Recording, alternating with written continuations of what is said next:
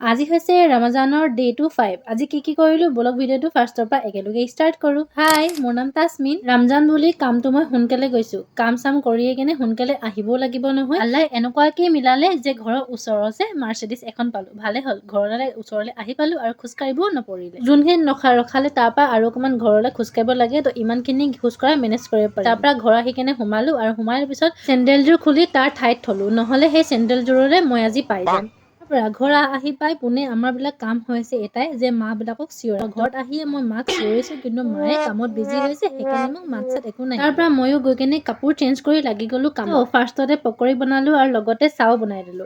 আৰু যি বনোৱা কাম থাকে লগতে চব কৰি লওঁ। ইফতাৰৰ পিছত আৰু একো কাম বনোৱা নথওঁ। আৰু আজি বনালো কেঁচা চানা দাইলৰ আদা দি কেনে, আৰু লগতে চাহ, ৰুটি, চানা।